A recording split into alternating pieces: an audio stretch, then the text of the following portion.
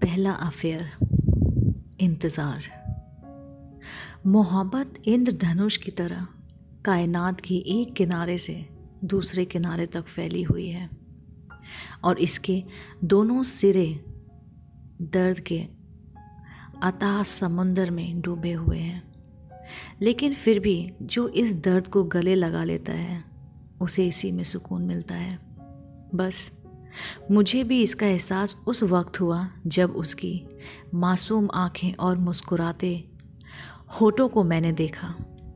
न जाने कैसी कशिश थी उसकी आँखों में कि डूबता ही चला गया और आज तक उभर नहीं पाया। मैंने तो अपने कैफ़े में देखा था उसको, तभी से खो गया था। पर सामने आमने मुलाकात कॉलेज के बाइक स्टैंड पर हुई। ए मिस्टर, तुम समझते क्या हो अपने आप को? तुम्हारी हिम्मत कैसे हुई मेरे दोस्त से बदतमीज़ी करने की और ये दादागिरी कहीं और जाकर दिखाना? मैं खामोश सा बस उसे देखता ही जा रहा था और उसका चेहरा गुस्से में तमतमा रहा था। आंखें चमक रही थी और माथे पर पसीने की बूंदें थी। अचानक उसकी सहेली आई और कहने लगी, ये तू क्या कर रही है? ये वो लड़का नहीं है। वो अवाक सी देखने लगी और कहने लगी, मुझे माफ़ कर दीजिए, मुझे लगा कि कोई बात नहीं, अनजाने में ऐसा हो जाता है।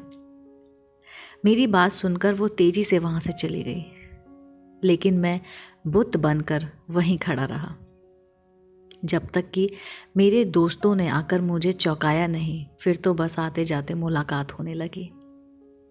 पहले पहले वो सकुचाई सी नज़र उठाती, फिर बाद में मुस्कुराने लगी। उसकी वो मुस्कुराहट मेरे दिल में उतर जाया करती थी। उसकी बोलती आंखें कई ख्वाब जगाया करती थी। वो भी मुझे पसंद करने लगी थी। कम से कम मुझे तो यही लगने लगा था। हम करीब आने लगे थे। एक दिन उसने कहा कि मैं विदेश जा रही हूँ। आगे की पढ़ाई के लिए मैंने कुछ कहा, बिल्कुल नहीं।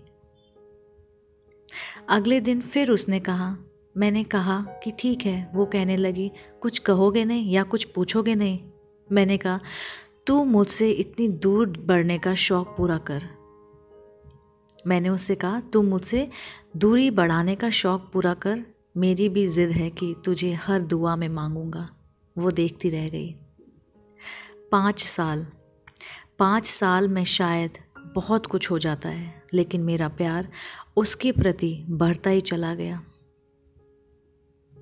बस फिर वो लम्हा आ गया जब वो सामने आई, लेकिन बदले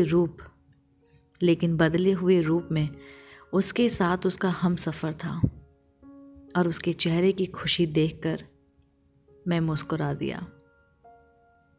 बिना किसी शिकवे गिले कि मैंने उसे विदा किया।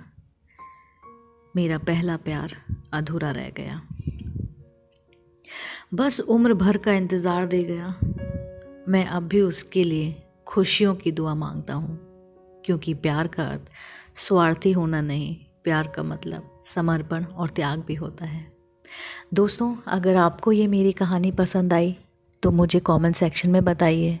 मैं आपके लिए ऐसे ही रोचक कहानी आपके सामने लाती रहूँगी। तब तक के लिए नमस्कार।